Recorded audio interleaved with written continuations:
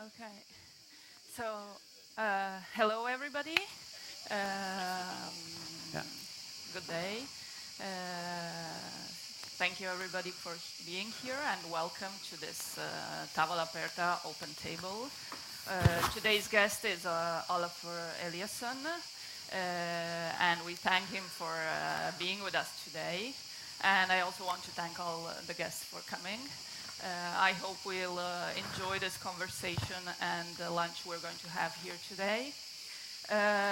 Olafur is exhibiting this year in the Pavilion of Artists and Books here in the Central Pavilion with a work called Green Light, an artistic workshop. So I would like to start asking you to tell us something about this project and also why you chose to bring this particular project to this year's international exhibition. Thank you. Thank you.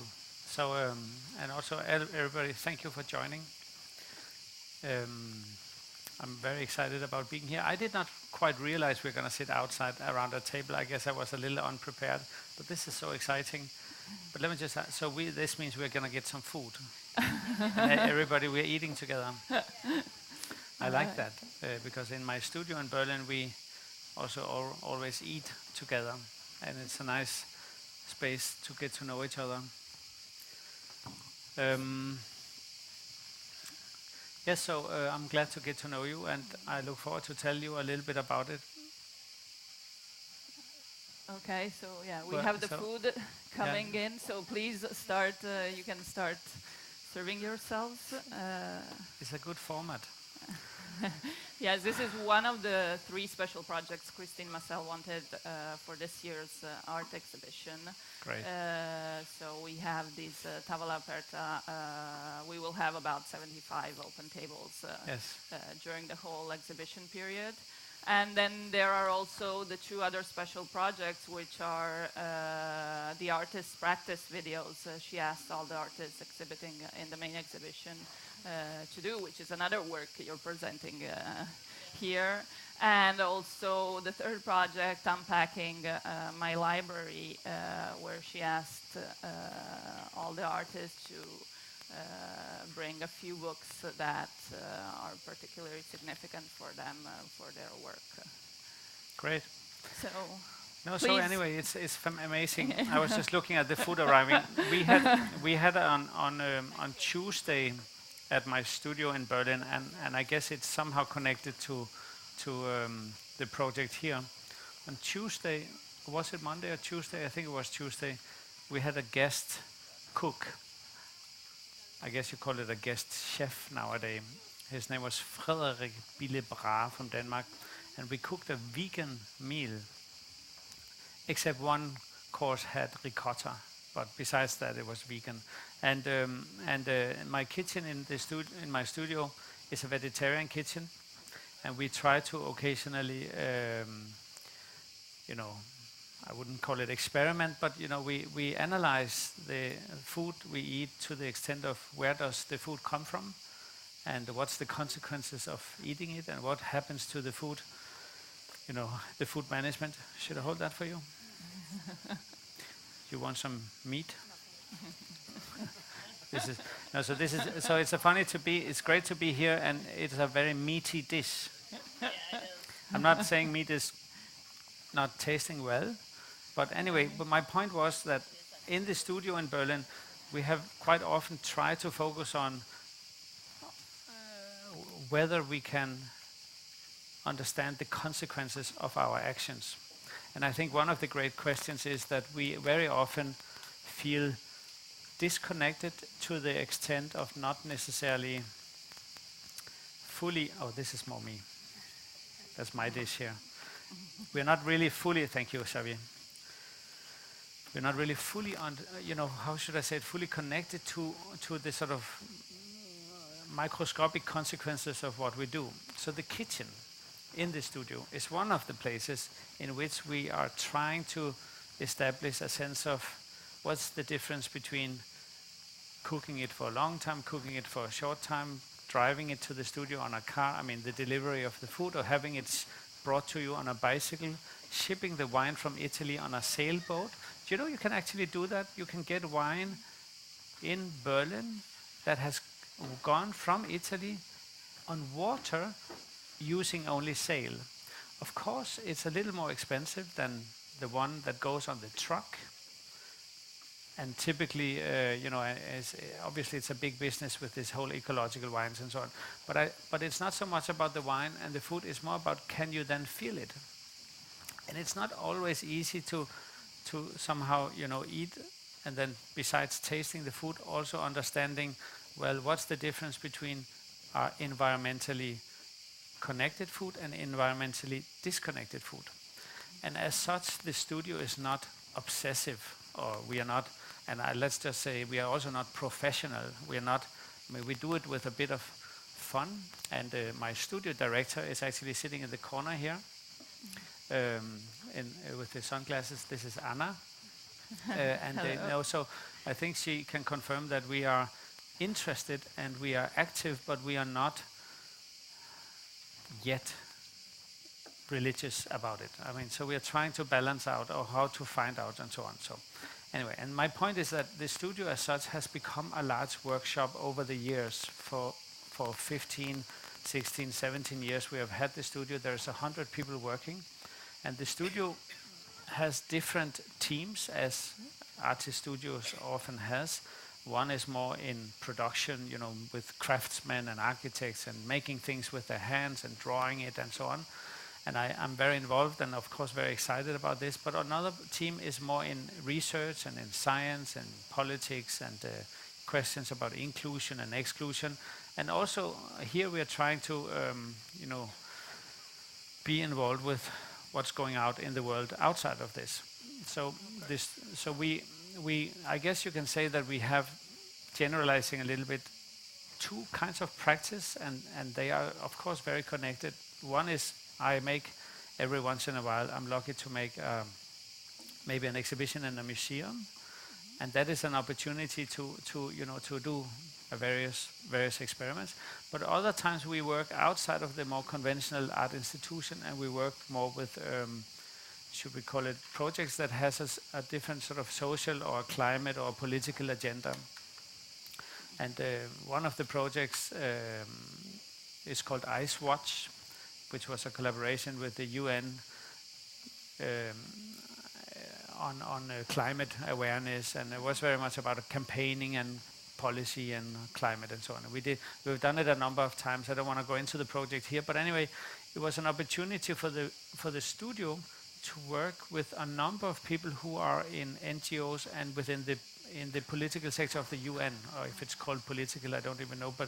And it's been a great learning curve for us to work with people who are not as familiar with the cultural sector in which we are normally working. So I mean, normally we work within the conventional cultural sector, and I guess you can call the Venice Biennale is a good example of what is at the very center of the conventional cultural sector, right? So in art, we are pretty much in the very middle.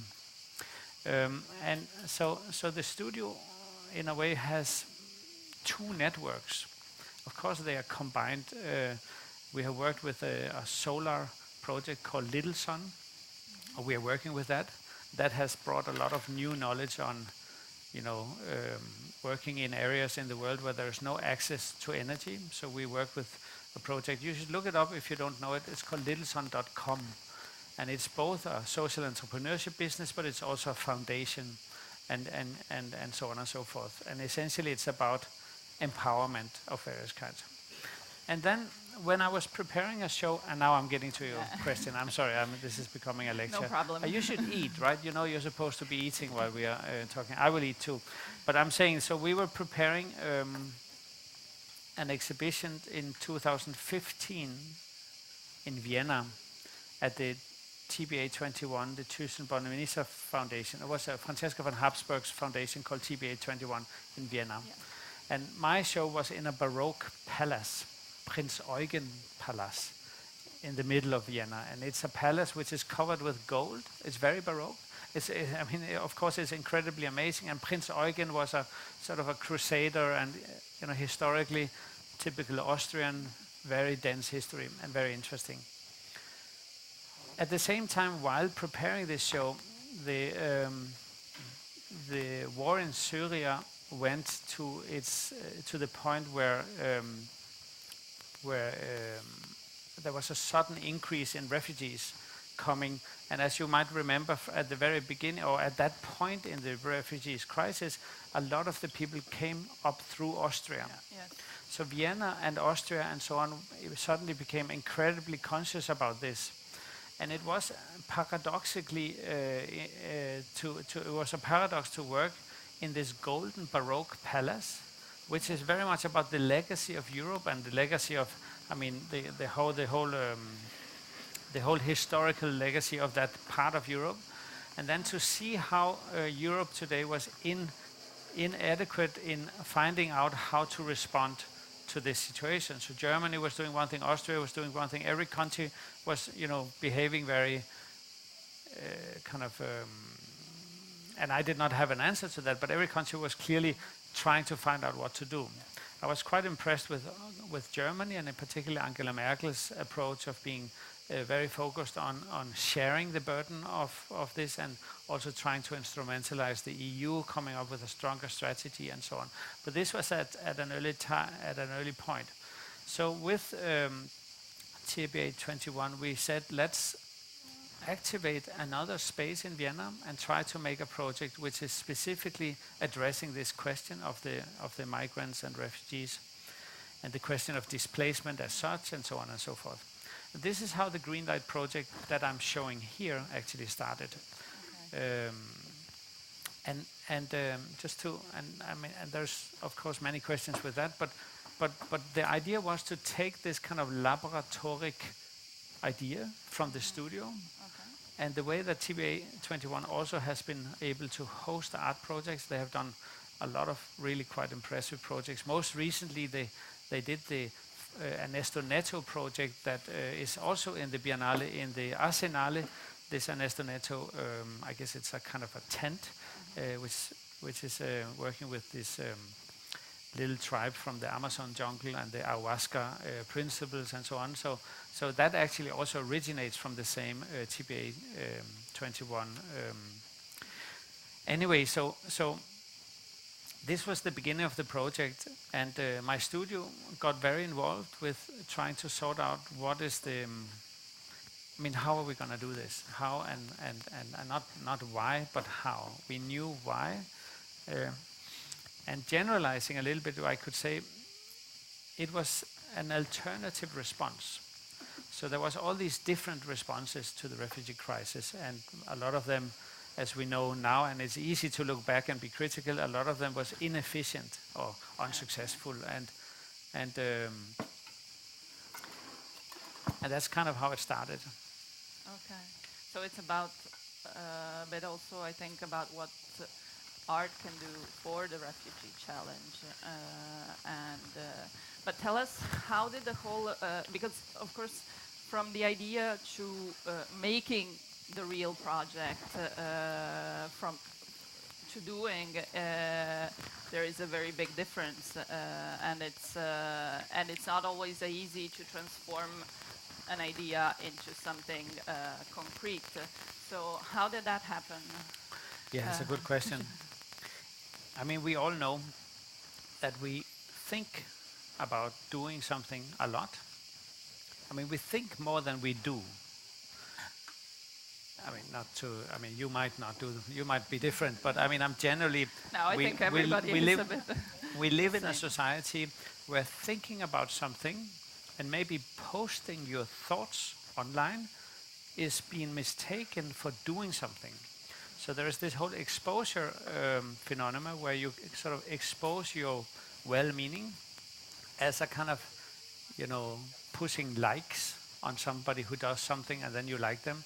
And of course, I don't mean to simplify it, but the point is the distance between thinking and doing, the distance between an idea and action is actually a lot bigger than we normally, or than we often think.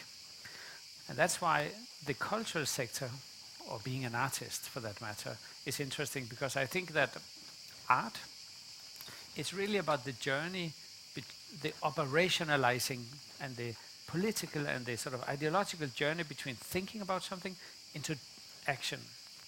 So an artist studio is really about that gap.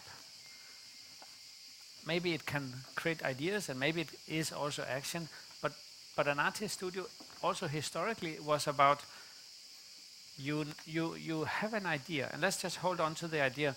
Maybe the idea is not a fixed idea. Maybe the idea is also just a feeling, right? It can be an idea before it's verbalized, before it's words. It might be a sense, a direction.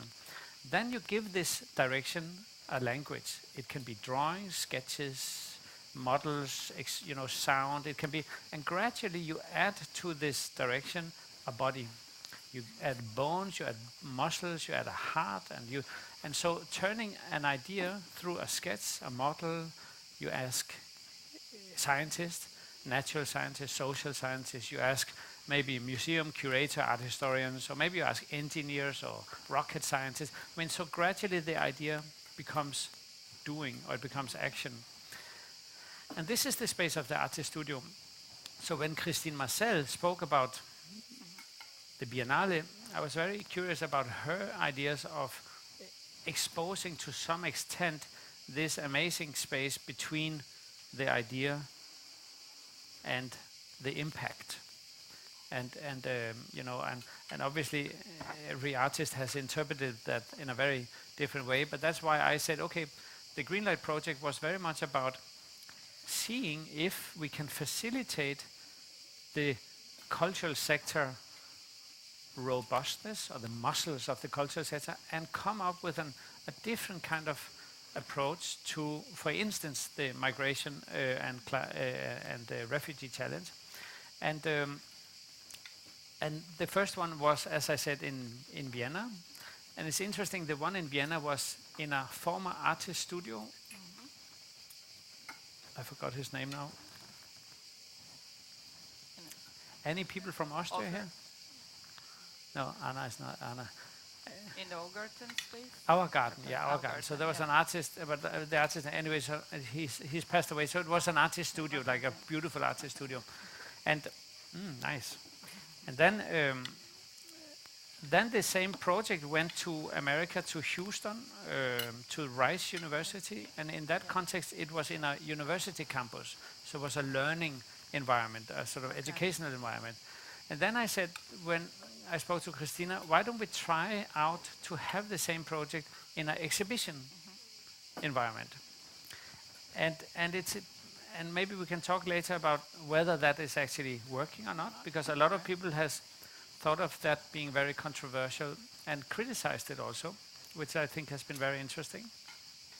But nevertheless, the project, the Greenlight project, tries to come up with a kind of integrational strategy. So it really is very targeted on the methodology of integrative work. So it's very dialogue driven. It's very much about now, once the refugees have arrived, the complexity of that, and with what system can we actually host the refugees, preventing them from becoming patronized, marginalized, and generally speaking, displaced within the countries to which they have migrated or sought refugee. So you can say the Greenlight project, it's not about the movement or the migrational movement. It's not about, the question on whether migrants are not or refugees are not. It's about what are the tools with which we can work with migrants once we have established a situation like now where we need to come up with an answer to the refugee crisis.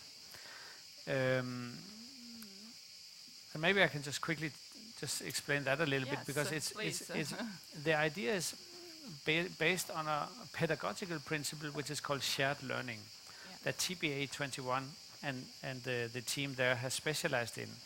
The shared learning principle is that you are both a teacher, but you are also a student.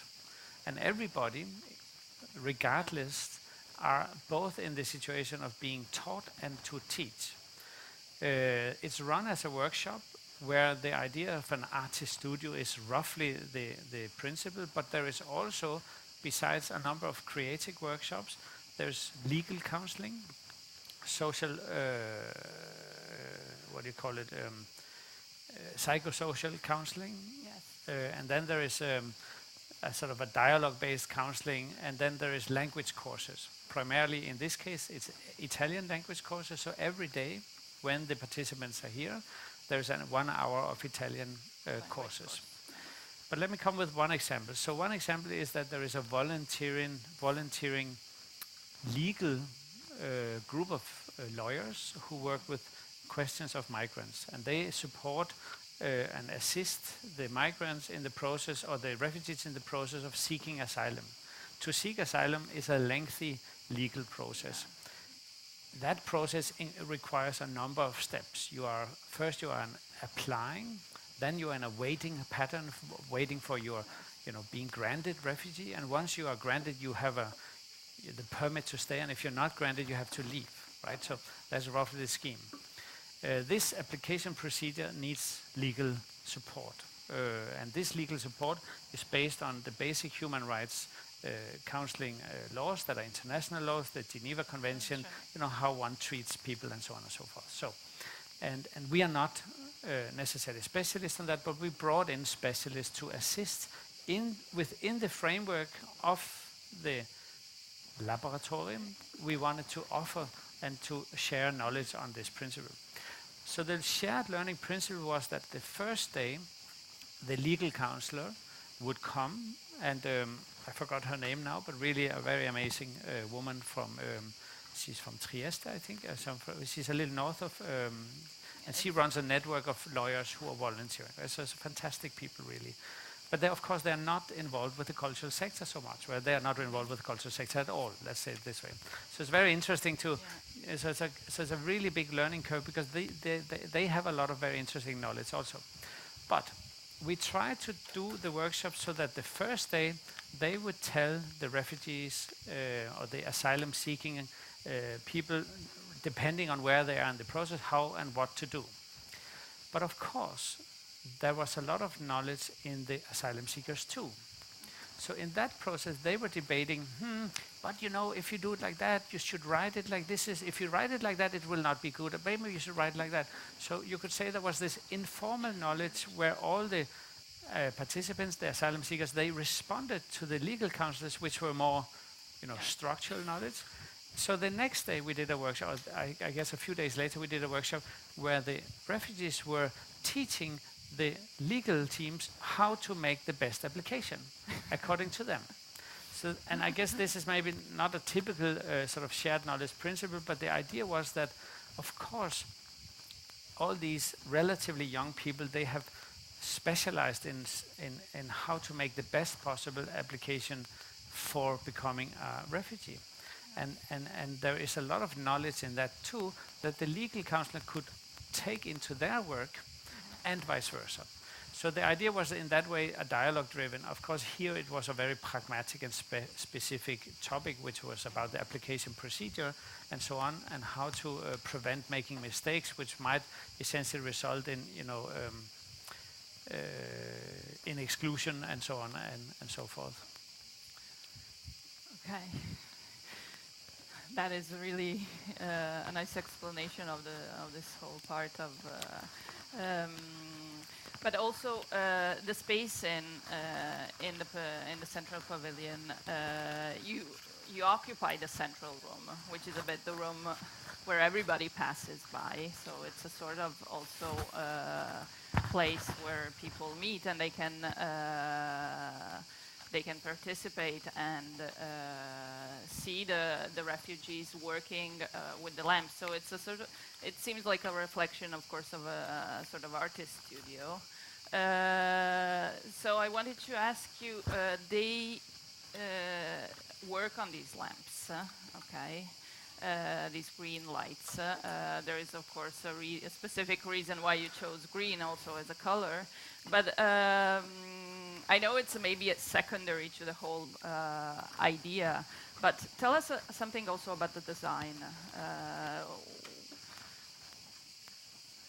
about the making, because it's also about sharing, about making something together. Yes. So the green light itself is a geometric, quite basic system, and if you go into the space, you can see a sort of an explanation. It's frankly speaking a cube where we cut off all the corners of the cube, and then what is left has a geometric shape. And because it comes from a cube, it's stackable in all directions. This means that there is a kind of it looks quite complex, but it actually is perfect for building, like with a brick. So there is this idea of one can stand alone, but it can be also a part of a group. So there is this, maybe we are working on something alone, but maybe we are working on something together.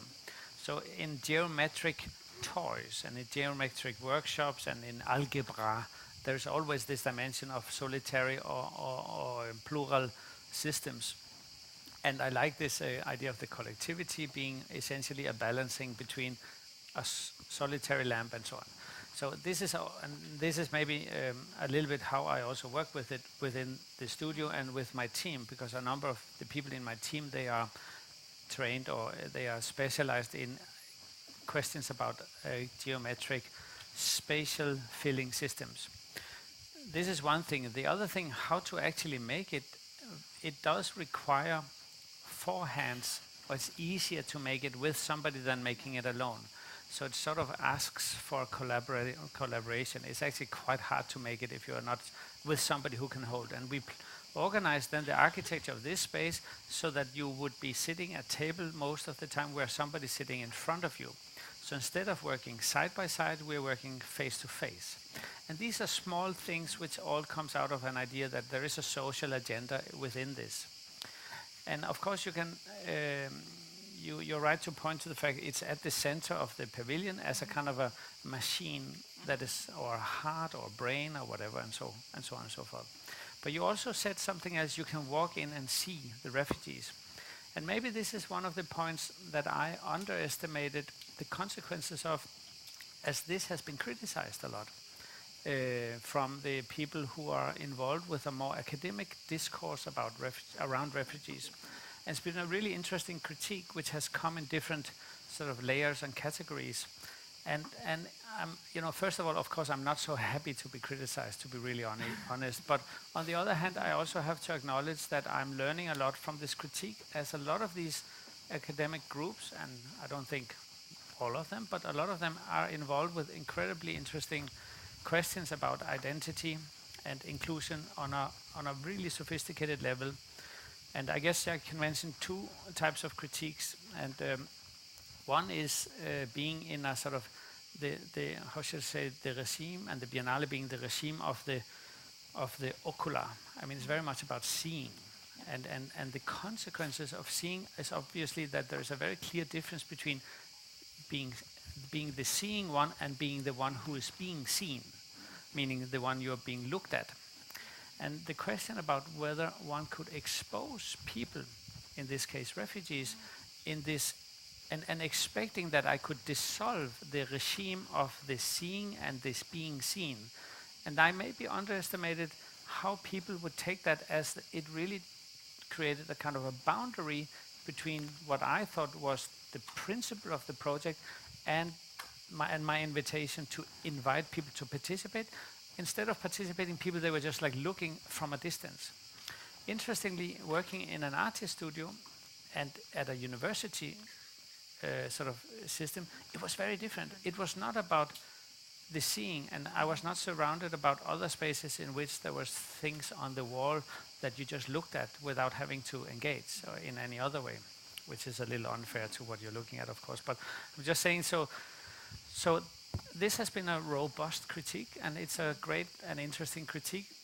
On the other side, I also must say that I think it's incredibly important that places like the Venice Biennale, the center of the cultural sector, is capable of taking on social agendas which then challenges the rules of is this a pacifying seeing regime which does not successfully host a social project without it having to be somewhere else. because a lot of people said, why don't you just put the refugees in some other space and then you show the green lights, which is a fair evaluation, and also what I think some other artists have done here with some success also.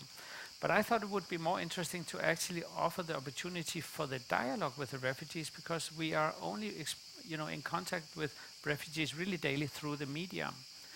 I can say now that this has not been as successful as I had hoped. Another critique, which is interesting too, is a more, yes please, is a more structural type of critique, and that is the fact that you have paid 25 euro to come in to look at refugees. This creates a kind of a spectacle which is sort of counterproductive to the potential of the cultural sector. We are objectifying a social process more than we would wish to.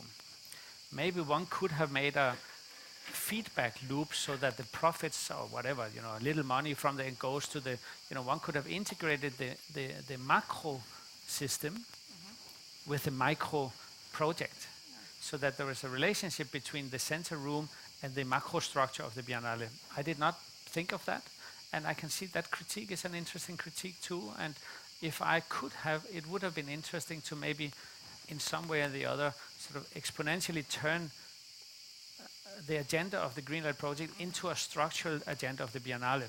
I mean, just to talk to the Biennale in the first place has not been so easy, as you know. So I mean, so I can see it's an utopian idea, but as a critique, it was a very interesting critique coming from a group of people who I respect a lot, who are involved with conventional institutional criticism, and I have been always over the years very inspired by these people. So I don't reject the critique, but I also think still,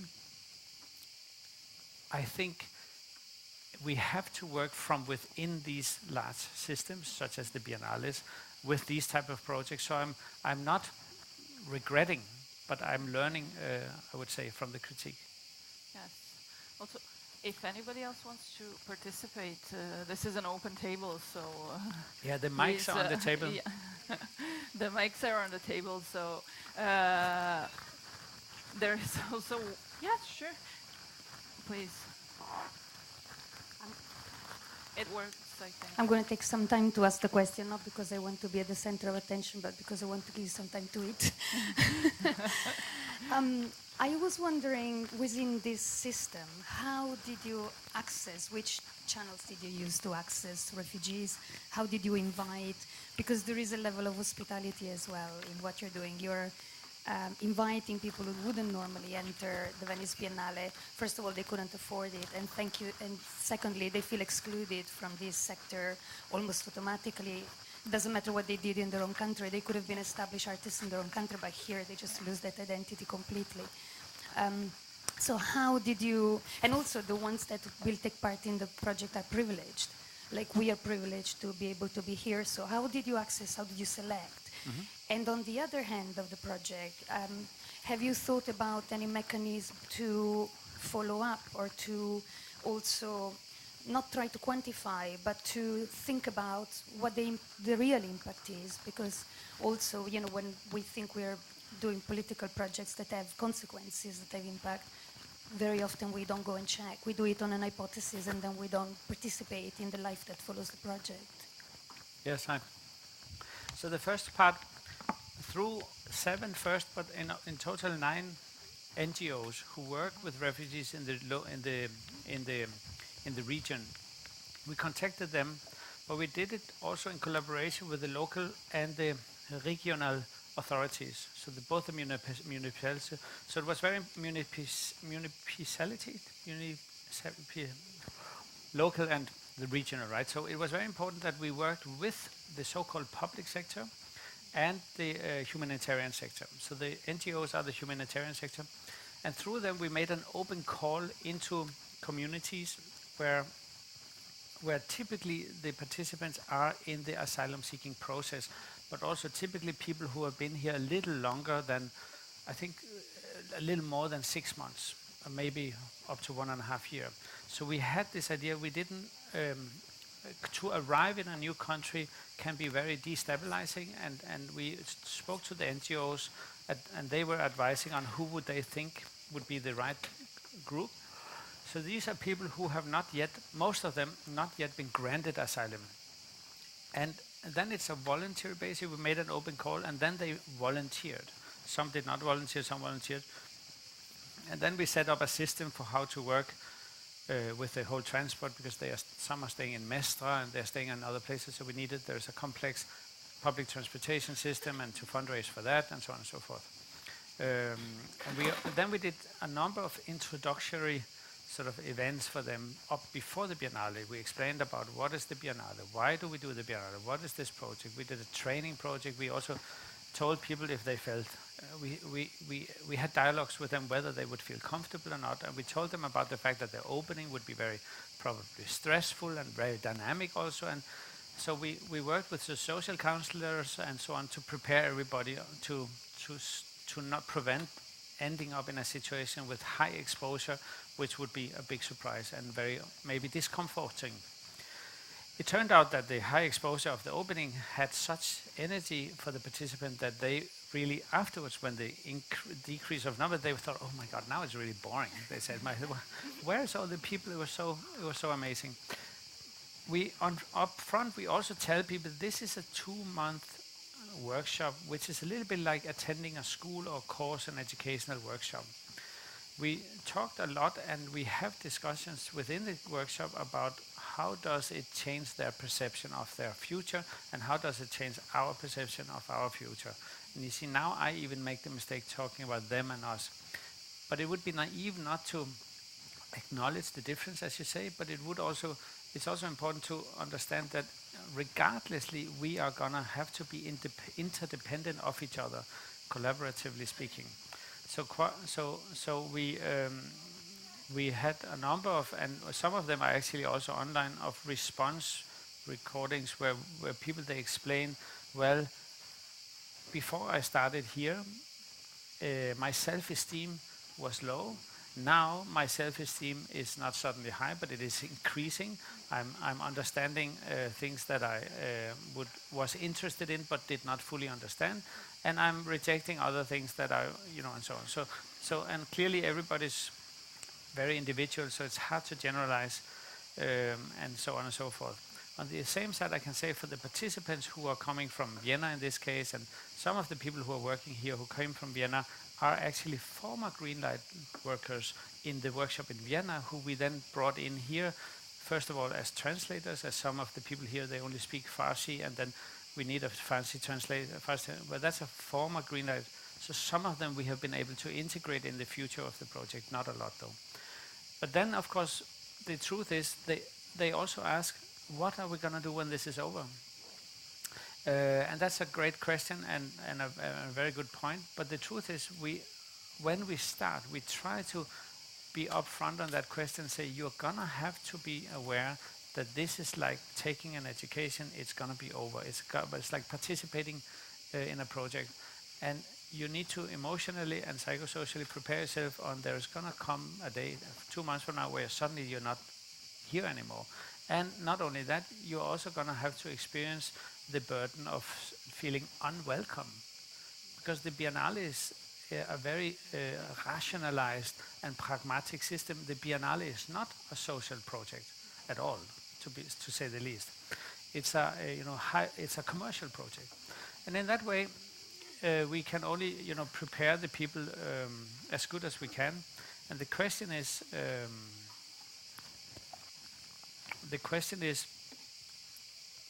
The good question is, what happens then? And that remains. We can see that a young Syrian boy in Vienna has now chosen to get so involved with the German language that he for sure seems to be, insisted on a future in a German-speaking country, and he has been here several times, working also with the workshop. So, and I know one person doesn't really make up for it, but we can tell that he has, gone through a huge process, and is now one of the teachers in a very interesting way. So, is there anything? Would you like to ask a question? Could you please hang out? I want to ask, what's the age group, the age range of those refugees, and which countries do they come from mostly? So this is the third workshop. Maybe I can just say that in Vienna, we worked with young unaccompanied youngsters, and they were from 13 to typically 18, 20, 21. And they were and typically boys, and we had a small group of girls that was on a separate day. So we've really focused on that. In Houston at the Rice University, we worked with a group of, it was a little less than 20 at the end, I think, but around 20, and they were elders or elderly. So they were typically people who were around 60, who were, the people who were the most vulnerable in this particular area around Houston, because they were not being integrated at all. They were very much left to themselves, where the younger people were more somehow worked for. And then here we try to focus on the average refugee who comes to Italy. So all of the participants here has come typically to southern Italy, and of course pretty much all of them on boat. And the ages here are between 25 and 35. And for the first time we have here a 50-50 split between Middle Eastern country, and that is the big group is Syria, Afghanistan, Iran, and Iraq. There's 2 Chinese, which of course is a little more east. There's I think that's it. There's 3 Somalis, one at Eritrean, and 2 Somalis, I think, and so on. But then the other half was West Africa, and the West African group was there was 6 from Nigeria, 2 from Ivory Coast, 1 from Ghana, and what is it called? Niger and Mali, and so on. And these were the first time we in the workshop had such large number of West Africans. And I think that reflected also the general change in the migrational backgrounds, as there is a lot more West Africans coming now as asylum seekers. And interestingly, we of course in the workshop have to work with the fact that people are not necessarily likely to work together. So the cultural diversity requires a bit of management and so on. We had 3 girls from Afghanistan, 2 of which had been granted asylum, and I believe 1 is still pending. And they, at the beginning, they really stuck together only because they were friends already from Afghanistan. But gradually throughout the workshop, they became less isolated and got more involved with a number of other people. So this was really interesting. And they, everybody brings anyway a whole set of skills to the workshop. And it's often through the skills, I don't mean to go into too many details, but through the skills and the creative participatory sort of ideas that the dialogue really starts. So it's not like suddenly people are in dialogue, it's through the actual work and so on. Is there anybody else on that part of the table? Anna, is there Yes. something I'm missing to say? I feel like I'm trying to do justice to the project, but I think of course I'm forgetting something. This is nice. But there's one there. No, send it on. I have a question. I just wanted to ask you about this. What I find is often a challenge for these kind of projects is this unequal balance of vulnerability.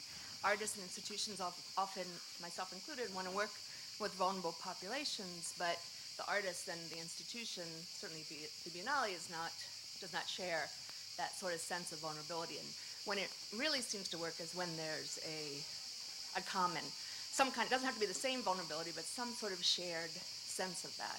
So I'm wondering if you can see that in any part of your project, or how that might have been. You sort of mentioned it when you talk about how the lawyers learned from the people that had gone through the refugee application. That was kind of a moment of vulnerability, and I'm just wondering what you think about that. I mean, I would like to see this project as a sort of test phase and as a sort of experimental process, and I'm testing it out in different environments. We are gonna go with the same project to the Yokohama Triennale, which opens only in 1.5 months or in 2 months. And then we will do it hopefully in Sweden and hopefully in Denmark. And there's now, of course, because of the Biennale, which was a little bit the idea, we have gained a lot of exposure and so on. What was also important, though, even though we seem to be isolated within the sort of, whether you call it comfort or within the premises of the Biennale, we have worked very hard to include the local authorities and, you know, the municipality, and to maintain a dialogue with these people has been quite interesting, because we have also learned a lot from there. And, you know, they have a very different approach to how to treat a refugee, and you know, and the idea of treating, how to treat them was a very clear, because we had a very good, a very great social worker coming down from Denmark who's not in the culture sector, and she said, what do you do if the asylum seeker does not show up? Well, then we hope they show up the next day. We try to motivate the value of being here being higher than the value of staying away. No, that's wrong, she said. Why? Just cut their salary, then they will come. And I said, that's not necessarily, and she works with refugees. She's an integrational consultant for the Danish government. And I said, no, we would like to think of the cultural sector being capable of coming up with other tools. So the NGOs, the public sector, but there was another sector we worked with too. It was the private sector. So the project is supported in this case by 2 companies.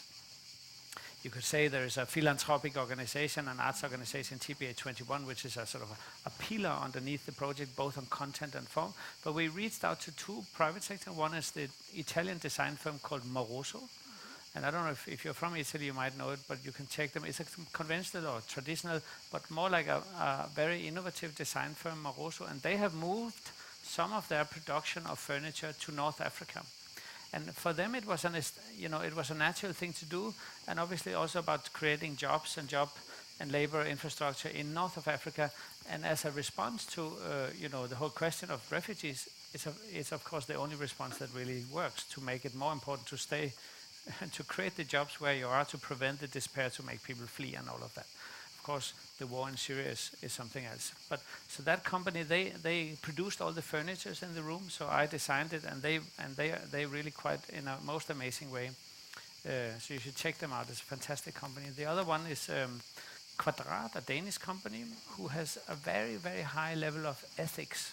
And we thought they were inspiring, and we asked if they would financially support us and give us some material. So they have also supported us. But it's also a principle about if we need to come up with a structure that works, it's the cultural sector, which in this case is the Biennale. And we have to acknowledge the fact they are being great hosts. I mean, we are here, we're in the best room, we have fantastic curators, really talented, and it's really exciting. But we also have the public sector, the cities, the city servants, the regional servants. Within that, we have the legal system, with NGOs, the humanitarian sector, 9 NGOs, 2 of which are benefiting from the sales. So the profits of the sales goes to these 2 NGOs.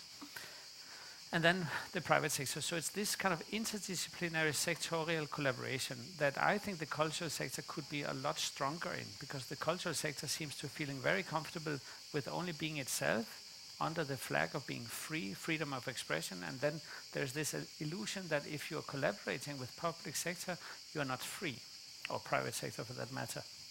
And I think that's a safe argument, but it's very unhealthy in the long run if the cultural sector becomes increasingly elitist, exclusive, and so on and so forth. I can see that my ideas around this might be a little bit naive, because the truth is, it's let's just face it, the art world is pretty damn elitist. There's no doubt about that. The art market, in which I'm very exposed as well, is a very top-down economy. But essentially, I think the cultural sector, and that's not because of me, but it's been like that forever, the cultural sector has an amazing resource which are not market economy. So there is something there, and we just need to tap into it with some self-confidence and some sense of hospitality in order to facilitate these projects. Is there anybody else? Great. Yeah, please. Can you just hand out a mic? Okay. Now I can take one. I just had one question. So in your work, you work with a lot of with natural phenomena, and you build installation that build natural phenomena in artificial context, like to be in a short. So how did this shift between working with that topic and with that material to working with refugees and with the social context? How did it was made? Yeah, it's a question I've gotten a lot. Somehow for me to look at a very abstract painting is not isolated from social consciousness or social awareness. I think engaging in art at any level does introduce a degree of self-evaluation, and not just self as an isolated self, but the self in the context of a society. So you can do that, and maybe one can go even deeper in that. If we look at a project like Xavier's amazing French pavilion, right? So you should go and see that if you haven't already. And one could say about this, and obviously we look for the pavilions that we like. So I like Xavier a lot, but the reason why I like it is because when I walk into Xavier, I think I see a kind of Gesamtkunstwerk, which successfully introduces, many layers. But essentially what I am experiencing on a more psychological level is that my feelings are being reflected, so that Xavier is hosting a not yet organized emotional state that I have. And I feel that he is like holding me. And this means that, how should I say, that suddenly I am able to see myself from the perspective of what Xavier is doing, and I feel that, oh, I actually exist.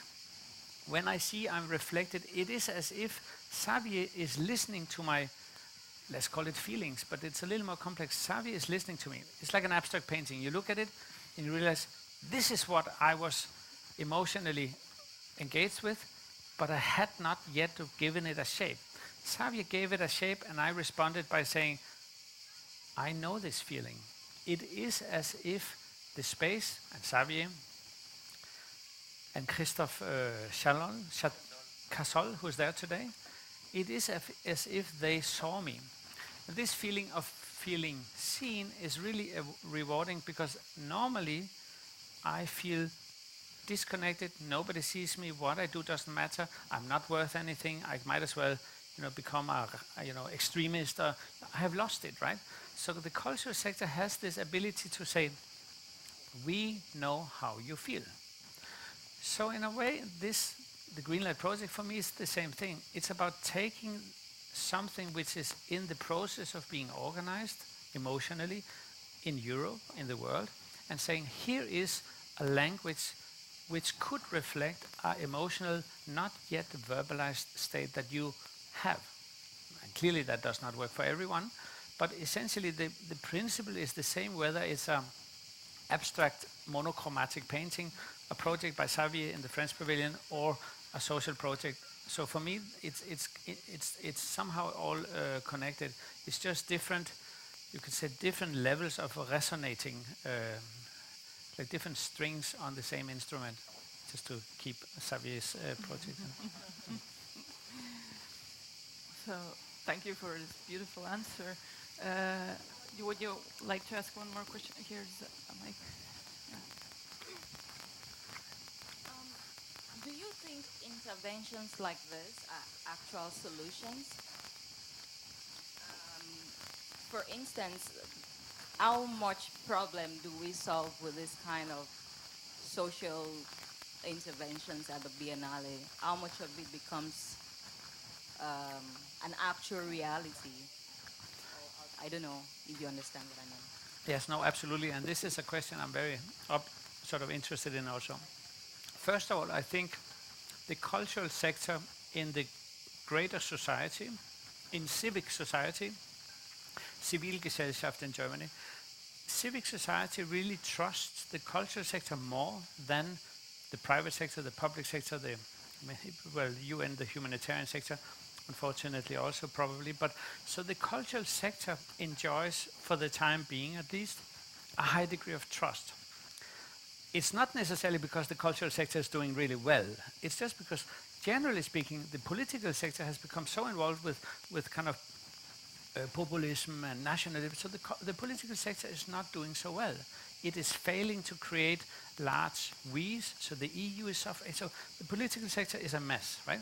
The private sector, we had the financial crisis. The speculative, the inflammatory, the private sector is a mess too.